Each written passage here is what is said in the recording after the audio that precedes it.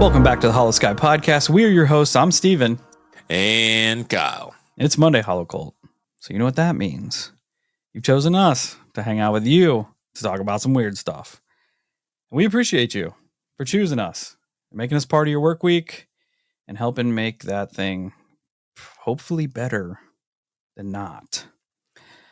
This week I got another UFO case for you. I've been on the UFO kick, man. I know it's kind of a hot topic. It's kind of coming back in to the ether now with the Boogosphere and all this stuff, but I've just been like chomping at the bit at some of these weird UFO cases. That's a good topic, man. Yeah, there's some weird ones. You almost can just never go wrong with solid UFO stories. Yeah, there's some strange ones out there. The more you dig into it, the more you're like, what is even going on? It's because we're destined to throw hands with aliens. I'm ready. And if I had to choose a third partner, I'd choose Old Boy from this exact story. Good.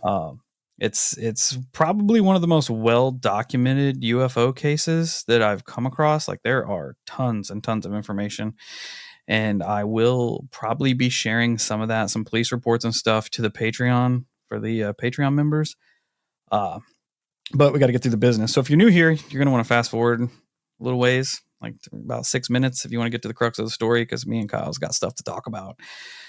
So yeah, welcome to the show. If you're not new here, you know the drill. So check us out at all our social medias: Facebook, Instagram, YouTube, Twitter, TikTok, Discord, Reddit.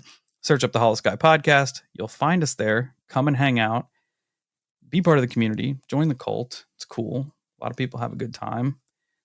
It's pretty fun. You know, everybody's cool. And just be part of the cult.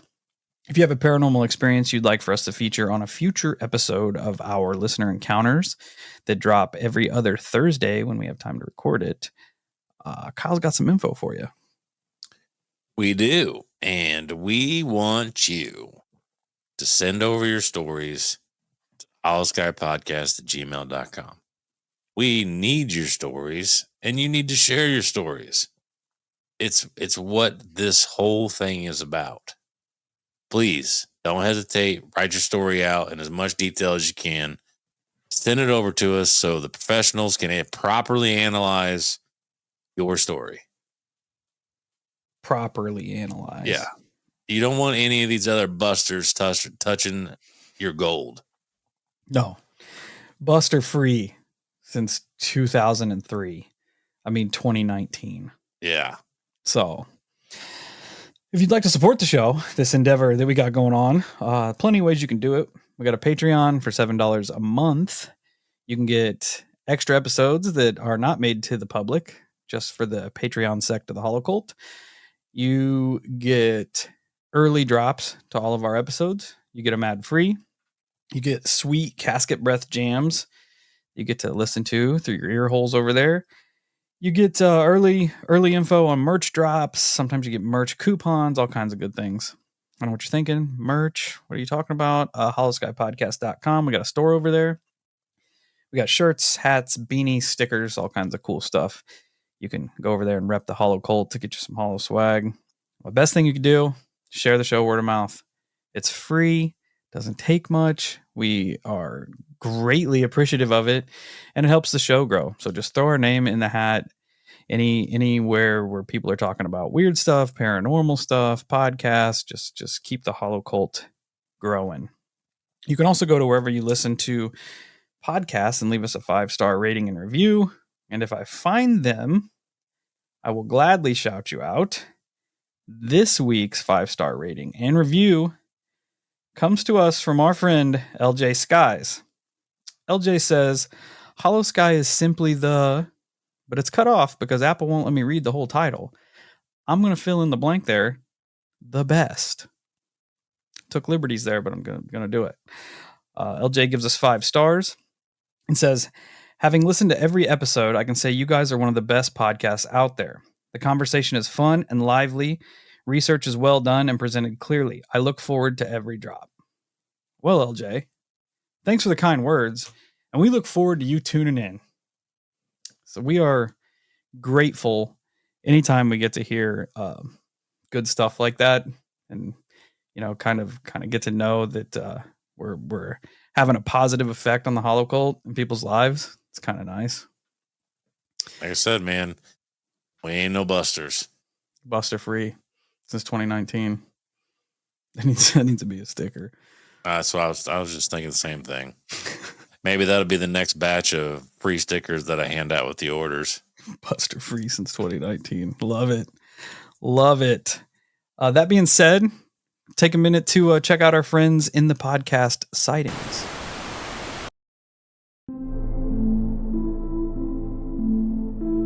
What is it about the supernatural that's captivated us for generations? Is it the mysterious allure of the unknown? The heart-pounding thrill of an unexplainable sighting? Or the creeping fear that a life-changing encounter could happen to you?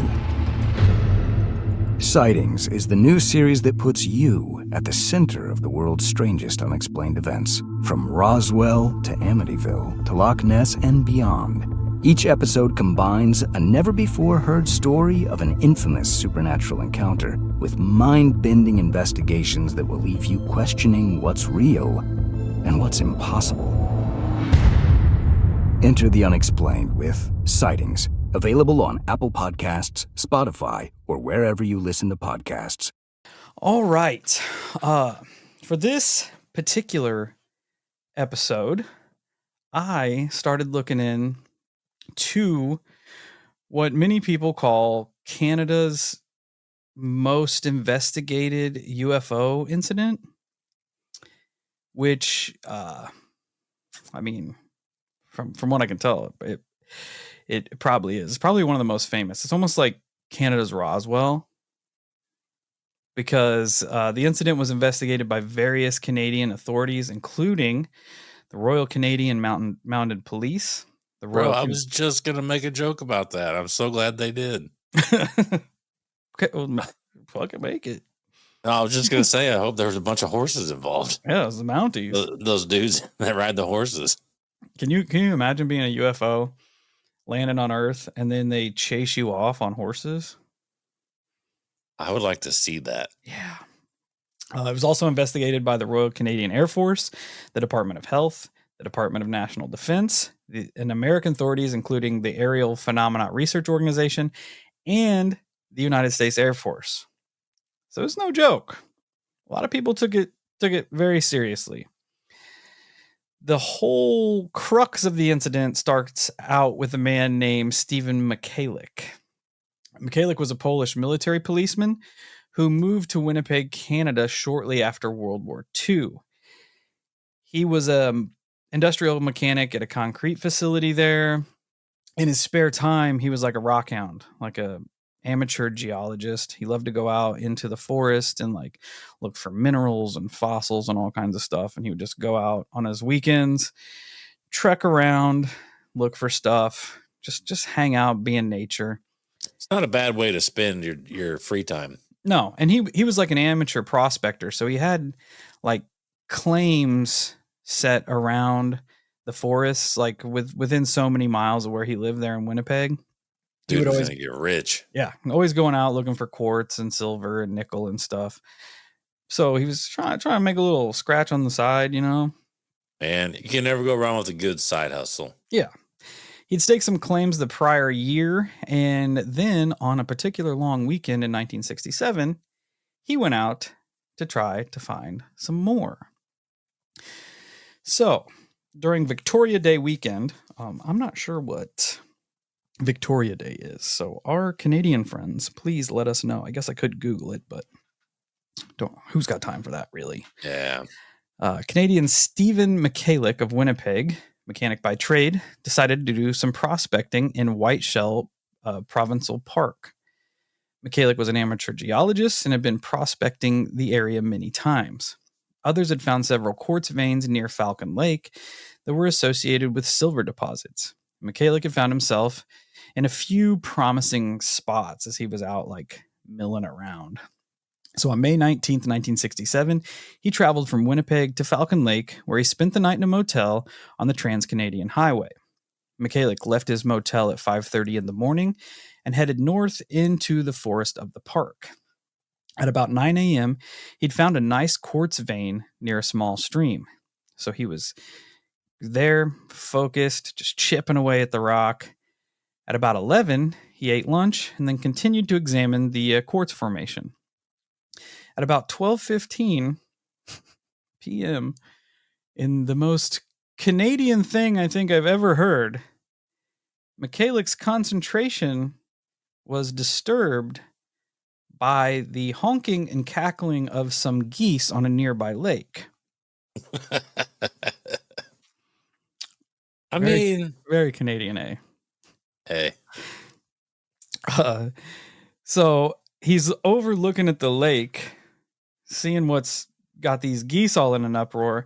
And as he scans the forest, he notices what he describes as 2 red glowing cigar-shaped objects descending at a 40-degree angle, kind of coming down out of the sky. Now you got to give props to the geese, man. They was giving him a heads up. Yeah, they're like, you need to get the hell out of here, bro. They're real ones. Yeah. They weren't hanging out. Fuck no. So as they got closer to him, he realized that they weren't necessarily cigar-shaped, but they were more oval, like disc-shaped, like classic flying saucer-shaped. He watched as one of the objects stopped and hovered while the other descended and landed on a large flat rock about 160 feet away from him. After a few moments, the object still in the air departed. It changed from the bright red color to orange to gray as it flew away and disappeared behind some clouds. The object on the ground also turned from red to gray and finally got to the color of what he said was hot stainless steel, surrounded by a golden hue.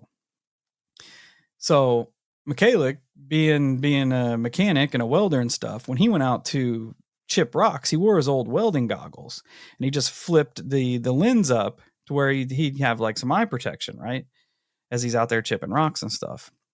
He said it was so bright that he had to put his welders down to keep like his eyes from being damaged at how bright this actual UFO was.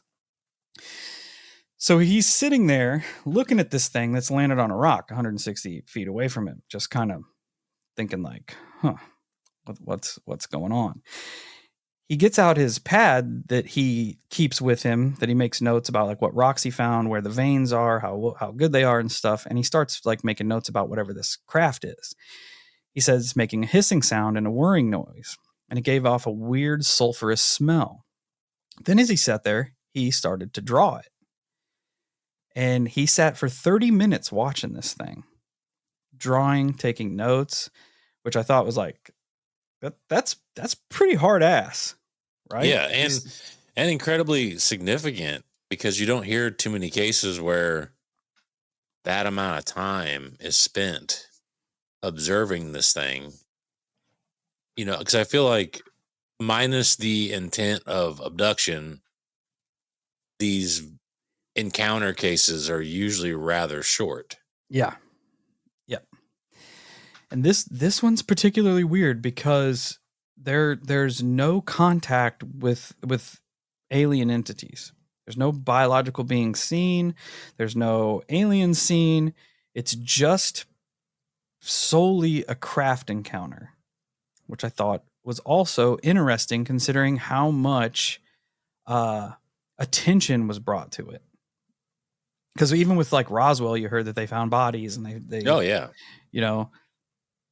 So where was I? Oh, hissing sound and whirring noise, which is also interesting because a lot of times when you have close UFO encounters, there's not a lot of sound. You don't hear about anything with a lot of sound.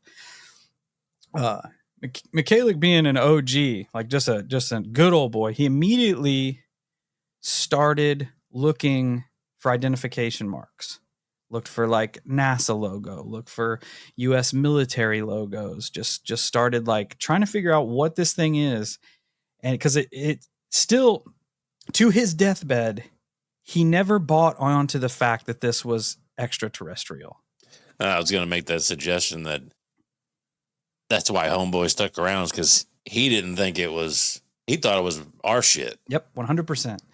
He claims to this day, well, he's dead, but to his deathbed, that he thought it was some sort of military experimental craft. So he is sketching this thing, looking at it. He starts to see, like, as he's looking at it and sketching it, he describes it as it's seamless. There's no windows from the side that he can see. There's no windows, there's no doors, no nothing. He said it looked like it was carved out of one solid block of whatever this metal material is. He can't see anything. So as he's writing, he looks up, and then the craft almost looks like it starts to morph, and a door starts to form in the side of the UFO. And so he's like, okay, like if this is secret technology, this shit's pretty high up there, right? So he approaches it.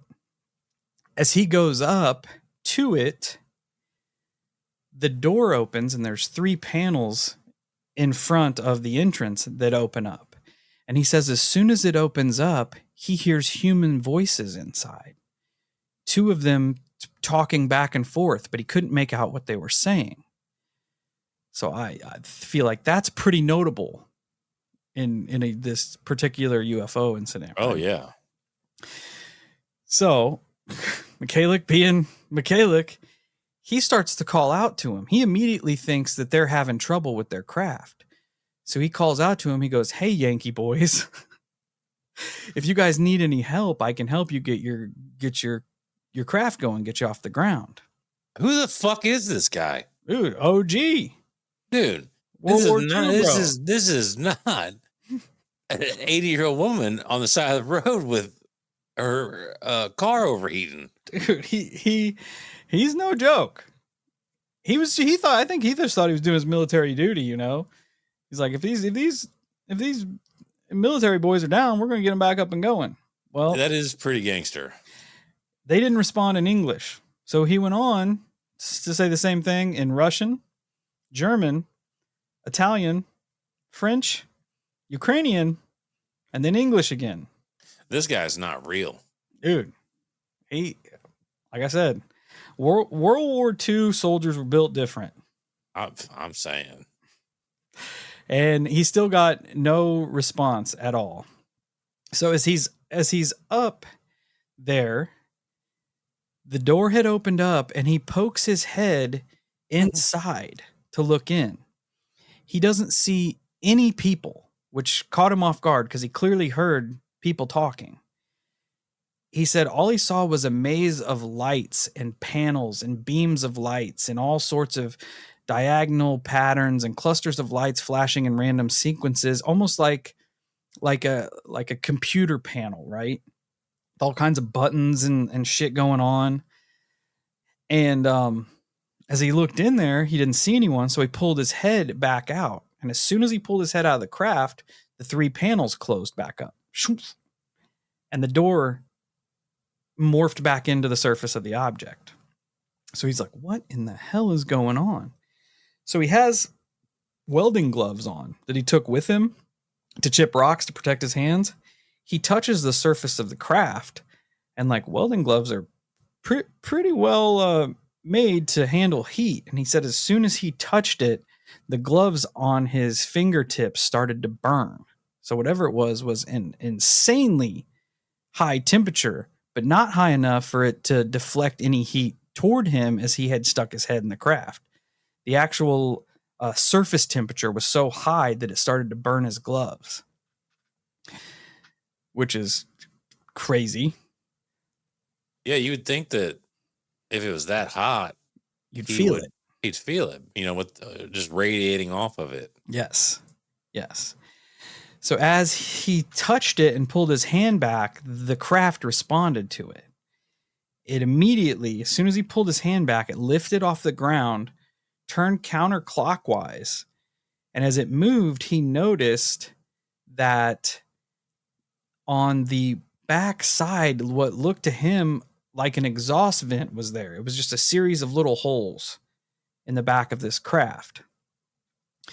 He said it was about 9 inches high by 6 inches wide and contained a uniform pattern of round holes, each about 1/16 of an inch in diameter.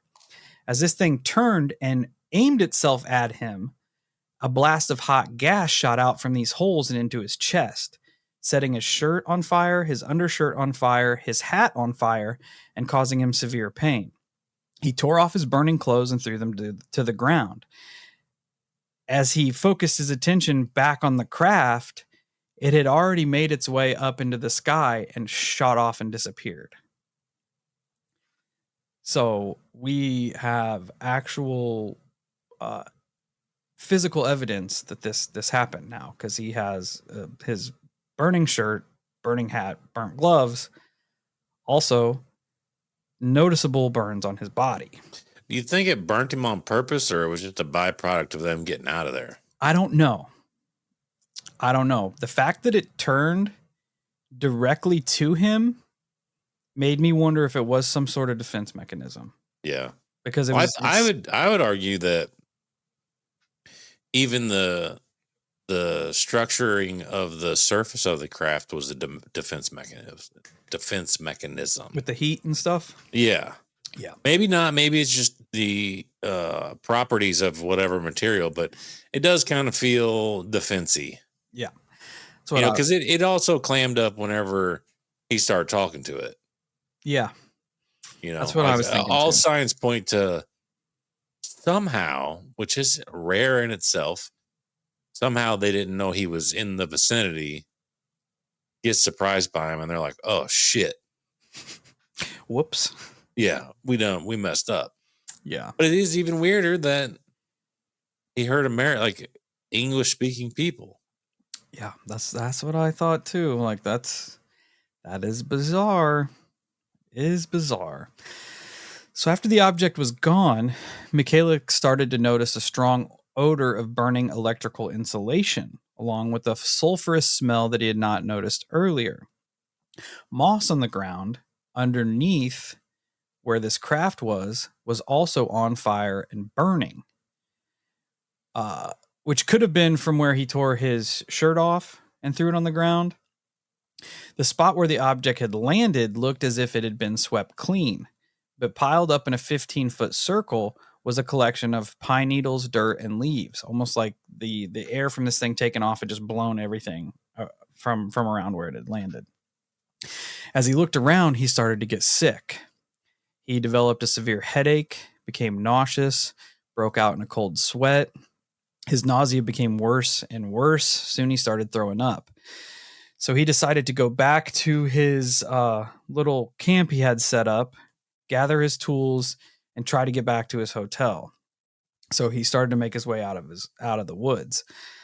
As he's walking along the road, he sees a Royal Canadian Mounted Police officer driving through, and he flags him down. So I'm going to go here and pull up this police report from an officer. I can't remember his name. Let me look. G.A. Salotky. So this is the actual police report that was filed the day of.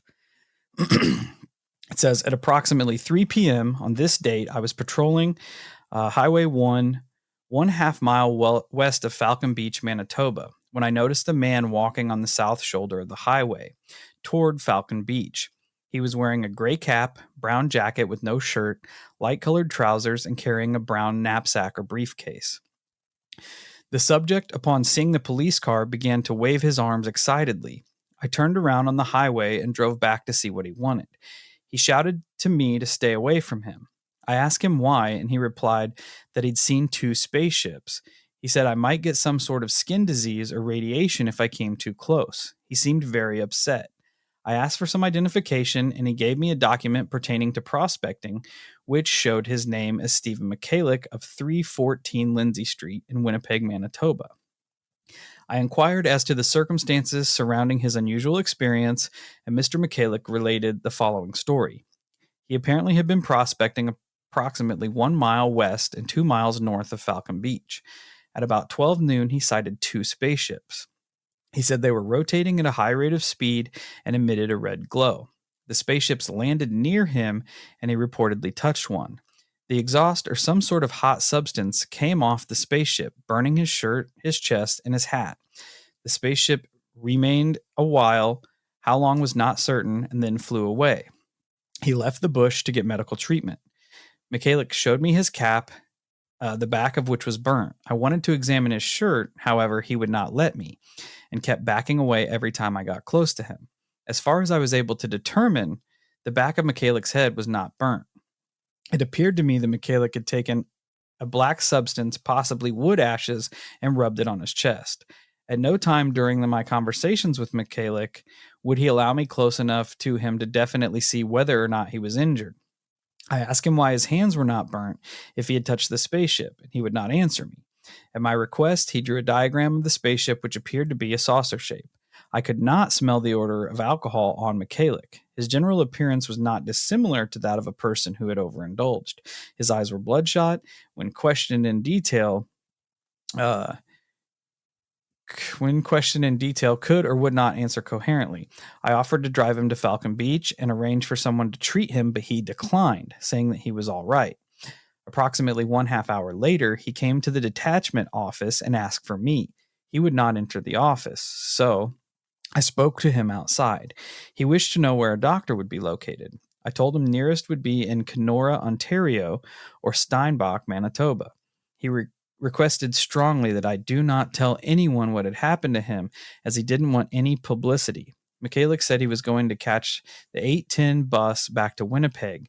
He left, and I later saw him sitting near Falcon Beach Hotel on Highway 1 awaiting the bus. The information supplied by Mikhailik is of necessity vague due to his reluctance to cooperate. This reluctance on his part may have been intentional or due to circumstances beyond his control. So that was the initial police report.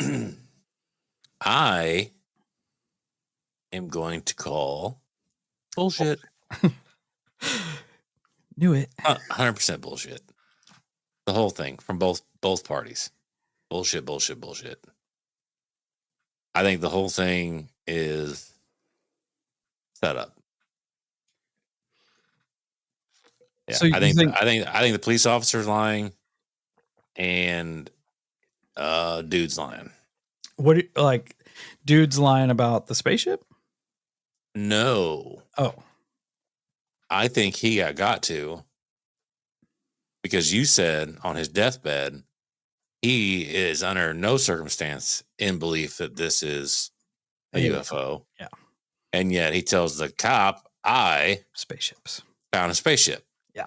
I noticed that. And then on top of that, he knows something that we don't know, because he's awfully goddamn adamant of not letting dude touch him for some reason. Yeah. Or investigate his wounds. He's acting like this paranoia state. And maybe it is like a PTSD situation. I don't know. But it definitely feels weird. Yeah. And then judging by what the and he also states, don't tell anyone. I don't want any publicity. It suggests to me that there's only a handful of reasons I can think of why you wouldn't want that to happen. You wouldn't want people to think you're crazy. You wouldn't want,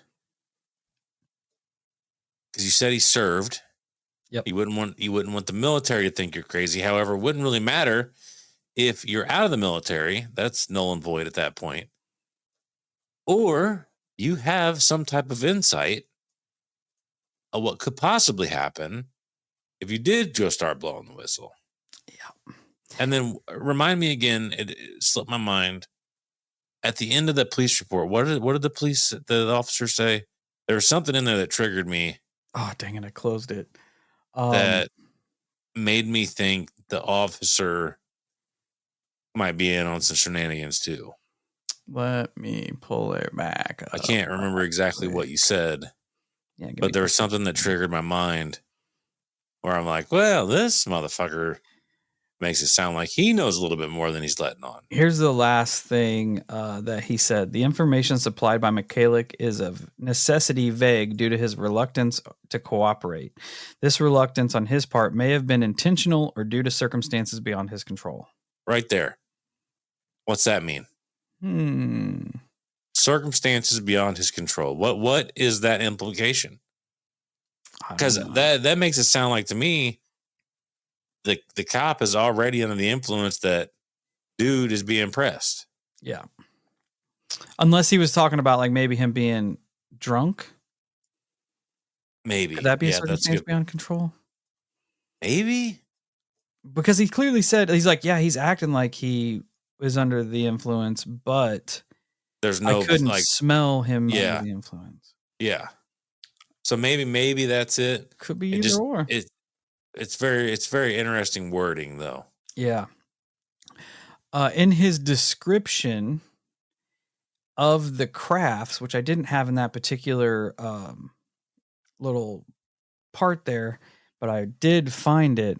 He said the objects had domes on them and were about 40 feet in diameter. So it seems like a classic UFO shape through and through. Yes. He said when they were flying, they'd kept about 4 diameters apart from one another, like 4 UFOs apart. They didn't get real close to one another. He also said that they were 8 feet high and the domes extended another 3 feet over top. So they were pretty good sized crafts, like big enough for humans to be in them. What did he served in World War II, right? Yeah. Because your description reminds me a lot of the Bell. Yeah, I think like I'll show you a picture that he drew of the craft. It's very, very much so what a flying saucer would look like in the time period.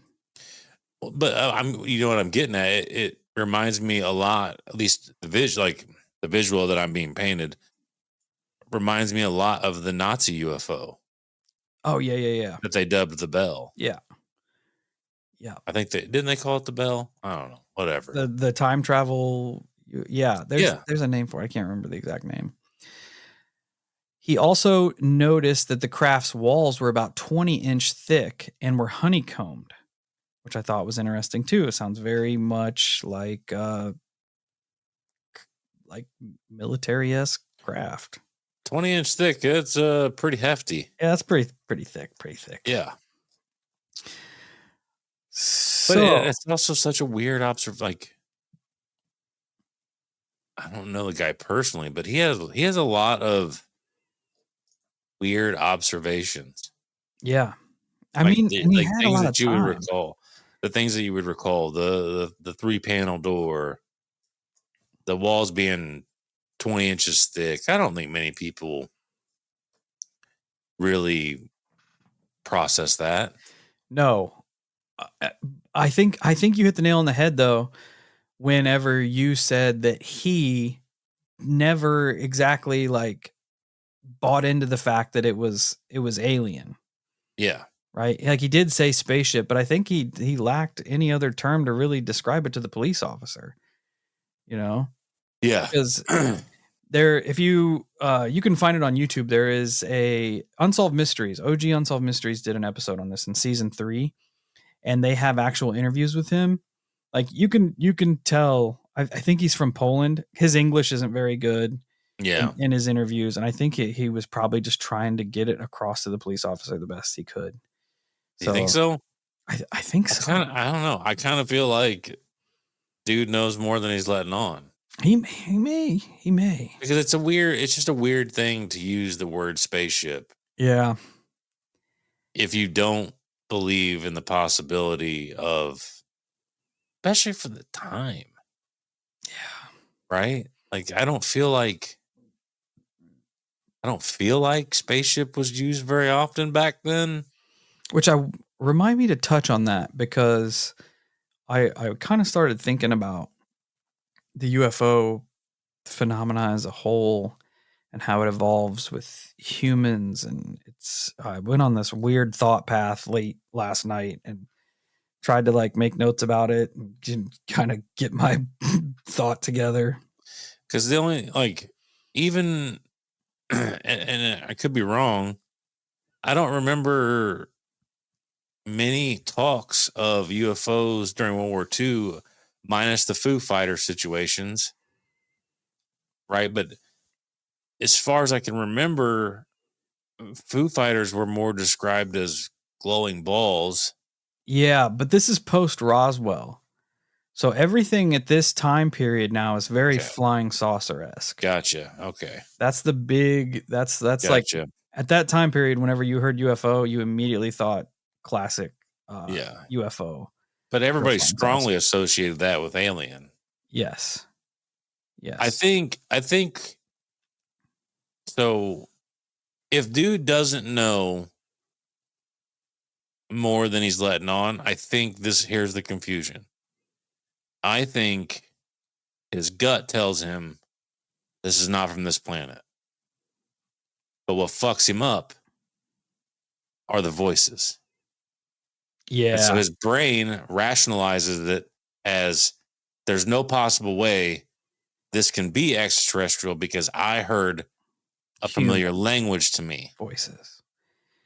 Which opens a whole can of worms there. It does. There could be a lot going on there. There's a lot of different avenues because we don't have evidence to actually pinpoint an explanation. Yeah. But I think it is what something any of us would do in that circumstance, where in your heart of hearts, in your mind, you know that this isn't from here, but you hear human voices, which then you will force your brain to rationalize what you saw wasn't, it wasn't extraterrestrial. It was human. Yep. And to me, does that mean that it wasn't extraterrestrial? No. That could have been a mechanism to help him sleep better at night at the end of the day. Yeah. Yeah. You know what I'm saying? Because most people aren't going to want to acknowledge the fact that this could be from another planet.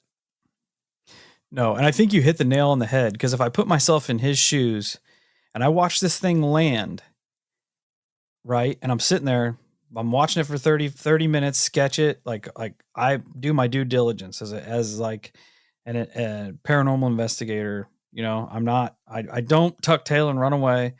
I'm making as many notes as I can. Finally get the gall to go up to it, and that door opens and I hear people talking inside. That's going to throw everything I'm thinking of off. Oh, 100%. And it's like I said, it's going to open up avenues like it will fuck your brain. Yeah. It'll fuck your brain all up. But I argue that it is alien because that technology would be so far advanced for the time period. Yeah. And could I see that technology today? Absolutely. Yes. Yeah. Back in 1947 from us? 67, whatever, from us? No. I don't see that happening. Yeah. Because like you have to look at it. I get that there is a military aspect to it, but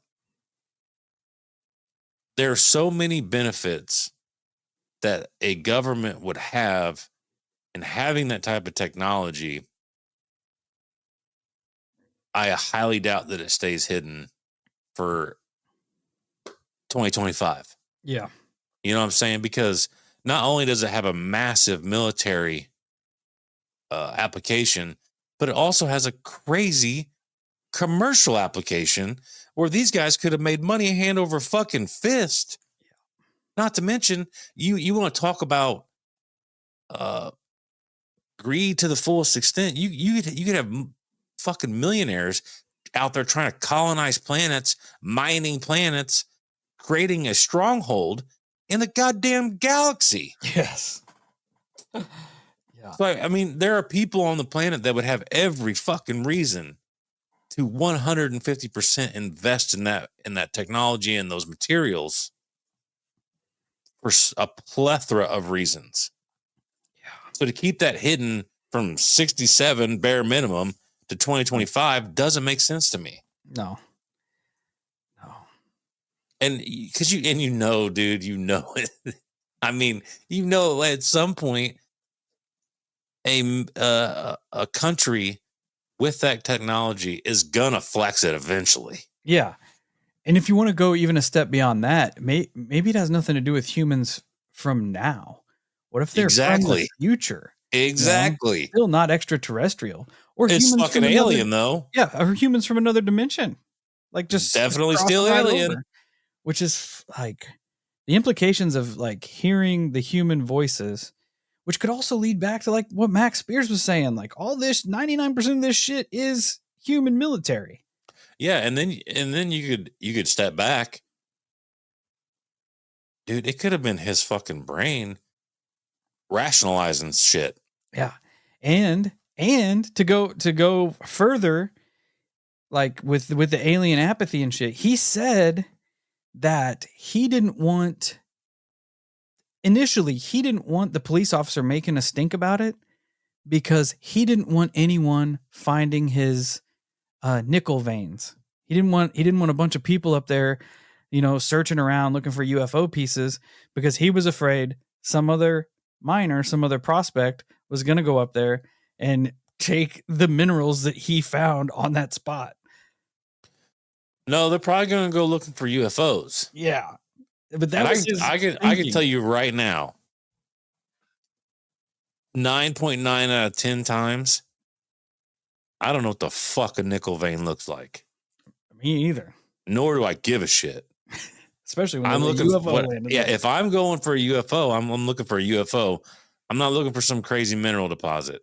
I don't even have the knowledge to know what it looks like, let alone mine it. But I think that also kind of leads to like how like salt of the earth this old boy is. Oh yeah. Like he's worried about his get, like, hey. I don't blame him there, but sure, I just got set on fire by a UFO, but I don't want to be up there rooting around. Yeah. Right? Keep your hands out of my cookie jar, right? So, where was I? Here. He goes back to his motel, calls his wife. First, he enters the motel after he talked to the doctor, or after he talked to the police officer, goes into the coffee shop, and he's asking again, where can I find a doctor? Again, told him the nearest doctor was about 45 miles away. Goes back to his hotel room, calls his wife, says, hey, don't worry. There's been an accident. Can you send our boy to meet me at the bus terminal to pick me up? Hops on the bus and goes back to Winnipeg, where when his son picks him up, he notices that his dad is in pretty rough fucking shape. He's got burns on his body. He's noticeably sick. And they take him to the hospital where he is treated for severe headache and nausea, and also treated for the curious grid burn marks that are on his chest in the grid pattern. Also, like, there's pictures of him with the grid burns on him. It's strange because there is the phenomenon known as the grid pattern that shows up on people, not necessarily related to aliens, but people will wake up one day and have these grid-shaped bruises on them. Everett actually had some. Where were we? We were at Kyle Lauder's diaper party, and he goes to get in the pool, and he has a perfect grid-shaped pattern on his back. I think I still have pictures of it. But as I was looking into it, it's a legit phenomenon that's happening to people, and they can't explain why. That could be a whole episode by itself. Anyway, so, but these were burnt, like a grid burn pattern. Yes, these were burns. And was he that close to the UFO when it took off? Yeah, I mean, it was hot enough that it set his shirt on fire. So, I mean, but the point I'm trying to make is, for the heat to come out of the grid like that would have to be focused energy at that point. Yeah. Right? Because if it was heat coming out, you would think that it would have a general burn across his body, not a grid pattern burn. Yeah. Because a grid pattern burn would make me think of like a focused laser coming out and hitting you. I think you're laying on a grate. It was from the exhaust. I get that. A circular grid. Yeah, I know. I'm getting that. Like you're talking like a hole, right? Yeah. But what I'm saying is like, as that heat would come out, it would dissipate and create a massive burn across his chest, not little bitty hole burns. Yeah, I'm assuming he was fairly close because I would think you'd have to be really close for that. Yeah, it was at the same time like he was touching the craft that it started to react. Okay. Yeah. So he goes to the hospital, gets taken care of, and then when he gets back home, the Royal Canadian Mounted Police officers come back and investigate again. There's a whole nother police file that I won't read. It's like 5 pages long. Please tell me Men in Black on horseback. I hope so. But me too. It was just the regular OG Mounties. Maybe they have Men in Red up there. They do. Just carrying maple syrup and shit. Fucking awesome. They come in and start to interview him, but there is already a guy from the APRO, the Aerial Phenomena Research Organization, is already there at the same time interviewing him. This is just 2 days later. The RCMP investigators who were there and checking out his his burns tried to make the case that he had burnt himself on a barbecue grill. However, the burn pattern was the opposite of what it would have been if he would have been burnt on a barbecue grill. They state that there were manned fire towers nearby, but the lookouts reportedly saw nothing that day. What else did we have? That's weird. No radar picked up on anything that day. So it was strange. So this is 2 days after the event where they are back and getting, checking him out. They also said at the hospital, the burns on his abdomens were diagnosed as superficial, so like a severe sunburn. He returned home where he continued to complain of nausea, headache, and offensive odor from his lungs, lack of appetite, and rapid weight loss. He said he lost 22 pounds in the first 7 days. And nobody tested for radiation? They did. 2 days after the alleged event, Mr. A was attended by a personal physician whom he had not visited since the spring earlier that year. The following day, he was taken to Hospital Y, a different hospital, for a second opinion to be checked for radiation trauma by the hospital's Department of Nuclear Medicine. A radiation pathologist found no evidence of the effects of radiation on the burned area in his blood or on his clothing. He reported that the burn was thermal. A week after the sighting, Mr. A was checked in the whole body radiation counter at an atomic power installation. This counter detected measures of gamma radiation from isotopes in his body. While the test did show positive, it was no count that was above normal background. So it was within normal, measures there. Said he lost a total of 22 pounds over the next 7 days, but had regained some of his strength and some of his weight 11 days later. Let me think what else I was going to touch on here. His son, Stan Michalik, has written a book that was published not too long ago, probably within the last 10 or 15 years, called When They Appeared. And this was talking about essentially all of the press and the people that came out of the woodwork once his dad had told his story. And he tells it from his point of view as like a teenage kid. And he said it was so bad, like watching his dad deteriorate that first week. Like Stan wasn't a very big guy anyway, so losing 22 pounds was significant. He said, I thought my dad was going to die, right?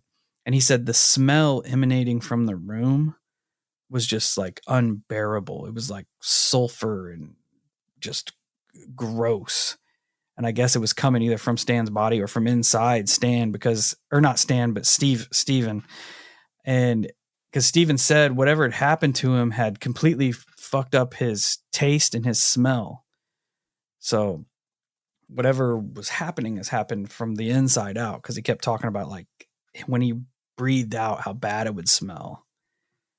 So bizarre. Yeah. I don't even have the first clues to what would cause that. Outside of like a radiation situation. Unless it was something from that exhaust that hit him, maybe? Could it have burnt him that bad? Could be. It could be that he inhaled a bunch of shit and it fucked him up. Yeah. So not long after that, they had went to investigate the actual scene. He finally gave in and was like, yeah, let's go. I'll take some of you guys to the site where it had happened. At first, he was real leery about it, kept wanting to like not lead them exactly to where the UFO was. But when they finally got there, they started doing some investigation. It did read of radiation levels there higher than normal, but they said no more so than like was found in industrial based paints at the time. Some of the paints were radioactive, and they had some like glowing watch with glowing faces. That's radioactive, and they said it's no higher than that, so it really shouldn't affect the human body the way Steven's body was affected. They also did find various bits of metal wedged into the rock outcroppings there that they pulled up and brought as evidence, which also tested positive for some radiation, which I thought was interesting. A few years later, fast forward, Mikhailik's rash came back. These burns showed back up on his body, which I thought was weird. What else do I got here? It's like one of two things there. I mean, he either had another encounter with the fuckers, or there's something dormant in his body. Yeah. That can be triggered, whether it's in his blood or what. Yep. There were actual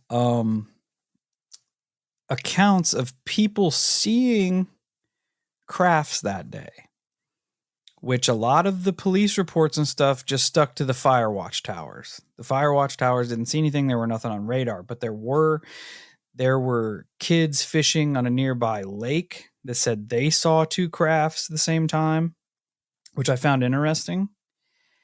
And there was a man on a golf course that wasn't too far away that also reported seeing two strange craft in the sky. It's not surprising. You have official people being like, yeah, we saw something. And then you have official possibly .gov employees going, no, we didn't see nothing. Yeah. Because I would assume the fire watch is probably considered like a government job or something to that nature, you know? Yep. Especially being interviewed by like the Royal Canadian Mounted Police, the Canadian Air Force, the U.S. Air Force. They're going to be like, no, I don't think we saw anything at all. See, also interesting that the United States Air Force gets involved in it. Yeah. Which, if it was nothing, I don't feel like they ain't showing up. No, because they ain't showing up. That turns it to international stuff. Yeah, they ain't showing up for nothing. Unless it was a U.S. craft. I mean, maybe. Either way, they got an interest in. There's something abnormal going on in the whole situation. Yes.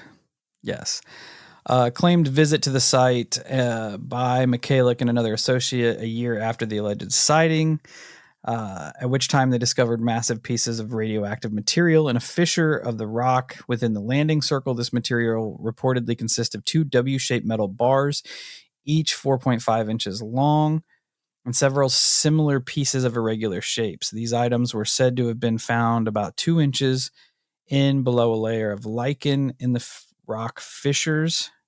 They were later analyzed as pure silver. The result of the analysis of these pieces of metal were sent to the Colorado Project. The analysis report showed 2 fragments, each consisted of central massive metal portion, which was not radioactive. One of these was 93%, the other was 96% silver. Both contained copper and cadmium. And the composition similar to that found in commercial available sterling silver or silver sheets. The metal was coated with a tightly adhered layer of quartz sand, similar to that used in foundry sand. This was also not radioactive. Radioactivity was contained in a loose adhering layer of fine-grained materials containing uranium. This layer could be removed readily by washing and brushing. The minerals were uranofame and thorium-free pitch blend, characteristically found in vein deposits. So while the pieces recovered were radioactive, just not very radioactive. Where are we at?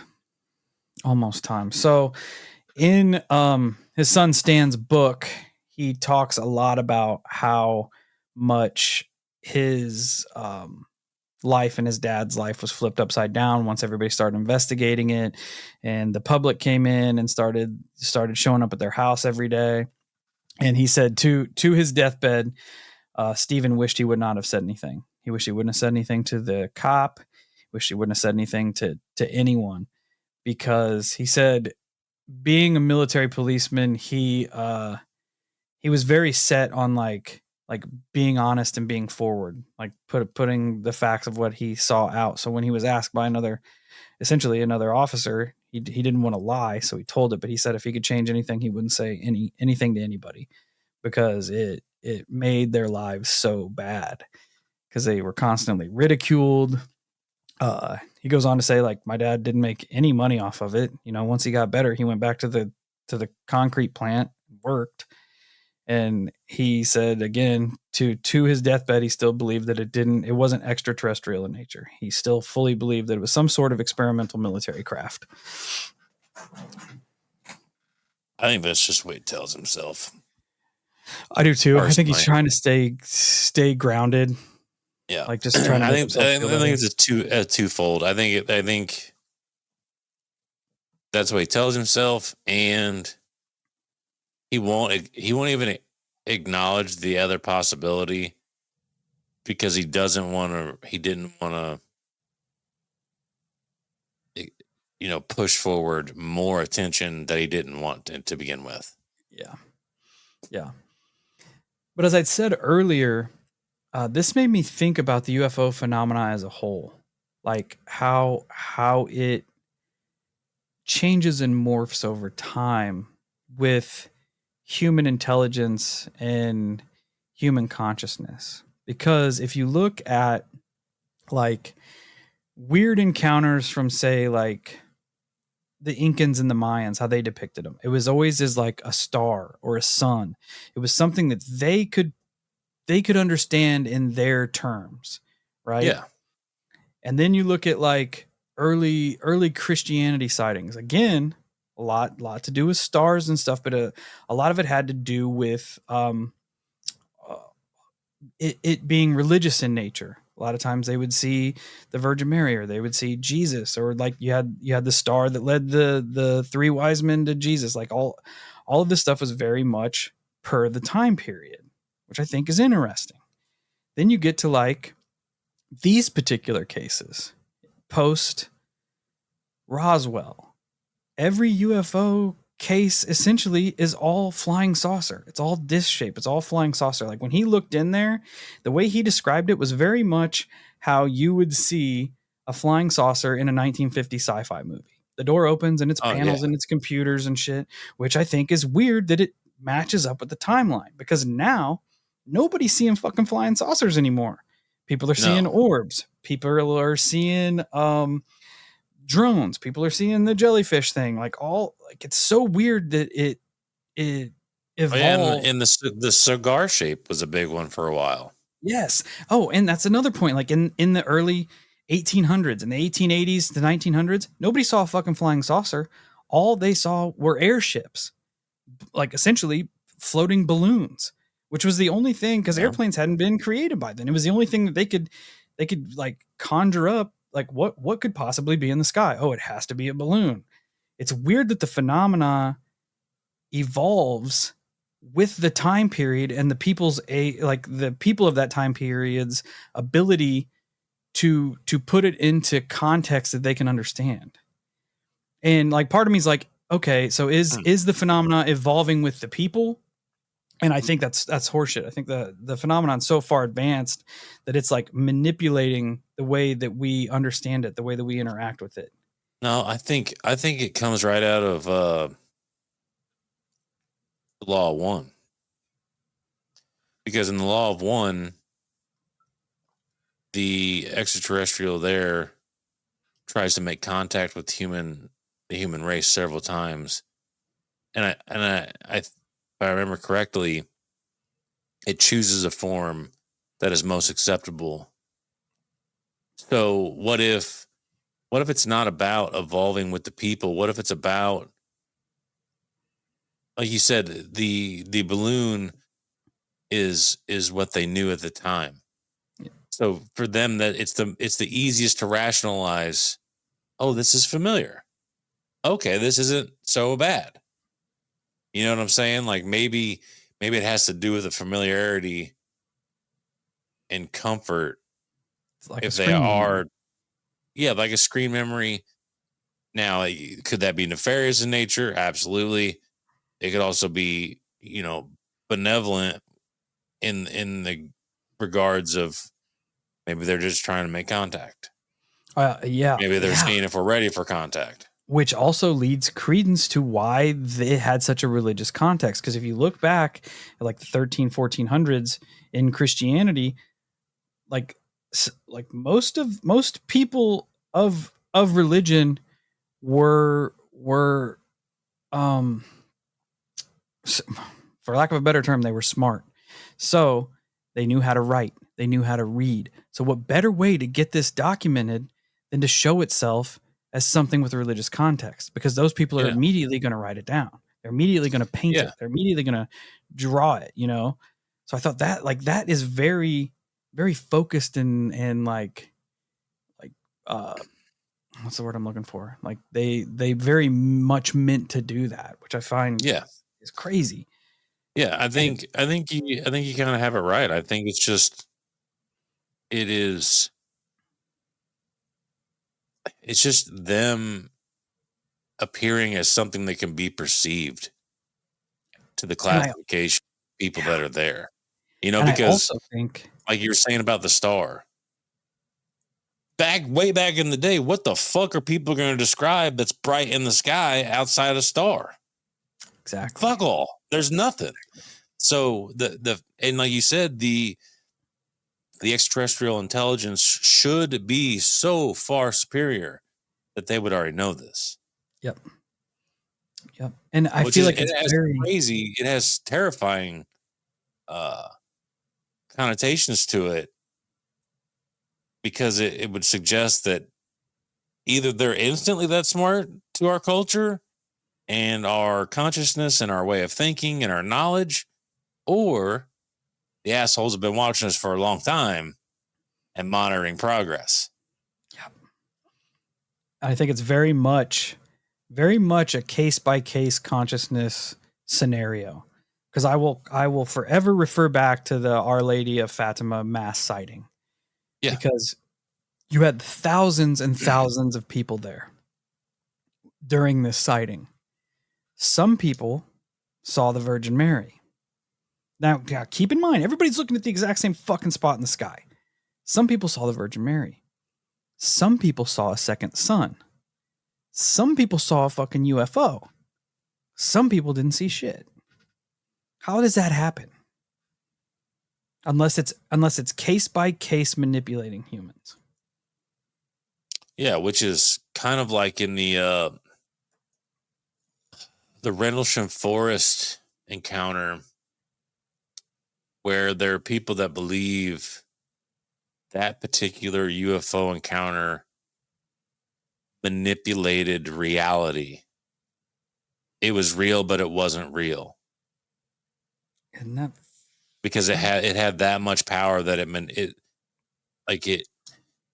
the way I understand it is it manipulated. So if you and me were there, it manipulated the way we saw reality in that place, in that moment. So on one hand, what was taking place there was not real.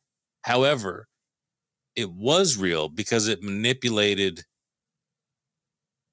like burn marks on the trees and shit. which is bonkers. It's hard to it's like I feel like I'm not even choosing the right words to properly describe that because it's so complex. And I'm sure there's some people that are going to hear this and go, "You're dumb." It is a theory that's been pushed a lot. It's not that far fetched, like, because we make, like, as humans, we've made some pretty fascinating advancements in life, right? Like the fact that there are people out there that are consciously trying or have done tapping into human consciousness as like a Wi-Fi stream. To me, that's fucking crazy. It's scary. And that's what we could do. So you amplify that by 100,000 years, 500,000 years, 1,000,000 years on top of where we're at. You very well could have the ability to manipulate reality. And in my opinion, you could very easily have the ability to prove the existence of God. Oh, yeah. Which is, if that gets weaponized, that's bad. Yeah. I think that there is an effort out there to prove the existence of ethereal beings, whether that be God or that be pastor or that be whomever, a supreme power, because we are of that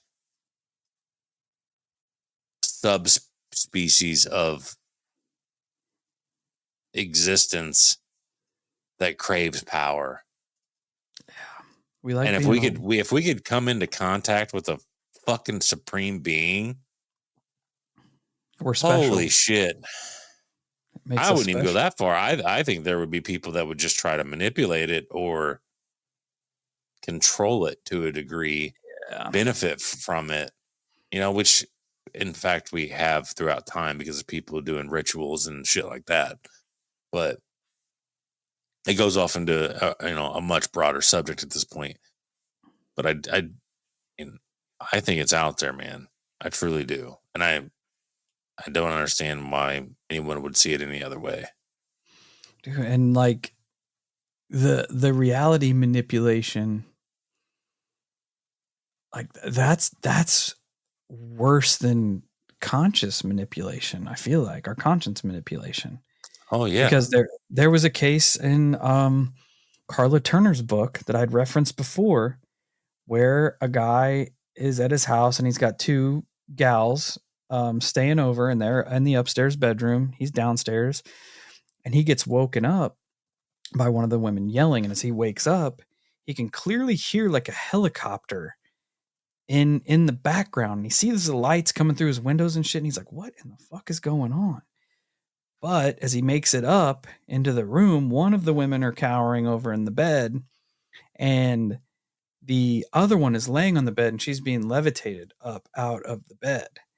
And he can't see what's going on, but he says like the walls of the room dissipate as she's getting pulled through the ceiling, getting essentially abducted. Which is manipulating reality. Which makes you question, what is our reality? Yeah. And I feel like the manipulation of consciousness is almost like the classic Constantine devil and God's wager.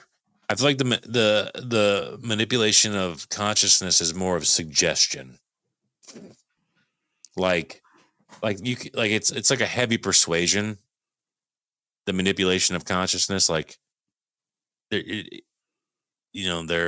persuading you to buy into this new artist because everyone around you is buying into the artist. They're persuading you to go try out the new Mountain Dew because everyone around you is trying the new, and whereas manipulating reality is that. I mean, it is. You don't have a choice. You don't have a fucking choice. I feel like consciousness manipulation. I feel like there's a chance to overcome it, but as far as the actual manipulation of reality, you're fucked. It's unavoidable. Because like literally, like you were saying, the walls in your house are dissipating for 5 seconds to allow you to pass through. Yeah, like is this only as real as we perceive it to be? You know, like if something were to get into our brains and I guess it doesn't even have to, like, does it have to do with like the way we perceive it? Like, can they manipulate that too? Because that's kind of what Tom DeLonge was pushing. Like, it all has to do with our consciousness, right? Like, if we consciously think that this doesn't exist, does it stop existing? I don't know. That one for me is kind of hard. Makes my brain hurt. It does make my brain hurt. Because if you can get into something that can essentially, like, our reality is what we make it, is how we perceive it. If something can get into your brain to change the way that you perceive your reality, they're in control at that point, because everything changes. Nothing is real at that point. Yeah, or everything is real. Like that sucks. Yeah, just don't do that. Aliens, powers that be, government agencies, stop it. Yeah, I agree. But that was a good tangent that we went on there. That was a Hollow Sky deep cut. I'm not sure where we landed, but hopefully we got you thinking. We landed about where we started.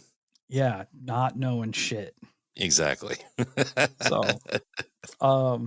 yeah, I was hoping that would stir up some conversation. Again, as far as UFO cases go, like, there weren't any aliens or anything, but it was interesting. He did turn over all of his evidence, his burned shirt and his gloves, his hat, and they are on display at some university in Manitoba, I think. So you can go and see them. Well, I mean, I'm just gonna, I definitely don't believe it was an alien. However, here's the shirt that I got burned by humans. Take my alien shirt. I think he was just trying to make himself feel better. That's 100% where I'm at. Because, like, there's no fucking way. If you thought that was humans that burnt your shirt, you're gonna throw your fucking shirt away. Dude, there's so much. Like, the Black Vault they released as much information as they can find. There's news articles. There's all kinds of transcripts from him being interviewed and all kinds of stuff. Again, look up the Unsolved Mysteries episode. I think season 3 episode. I don't know. Just look up the Falcon Lake Incident, Unsolved Mysteries, and you can watch him talk. He's just a good old boy. Like, there's pictures of him with his welding goggles on, like, in the newspaper and all kinds of shit. But I don't think I ever saw where he had been, like, put under hypnosis or anything. I don't recall like him ever mentioning any missing time. I don't know if that's also part of him like blocking out, like not wanting to accept that this was an actual alien encounter. Could be. So, yeah, that's it. That's it for today. Hope you guys get to thinking about UFOs, because that's all I do. Just think about UFOs. Them damn UFOs. I'm fighting it. But hope you all have a good rest of your week. Thanks for hanging out, kicking it with us, and you know the drill. Check us out at our socials. Share the show. You can watch us on YouTube if you would like a different experience. You can see our lovely faces here and talking about weird stuff. On that note, stay safe, stay weird, and if you see a UFO and there's people talking, it's probably still aliens, but it might be the government.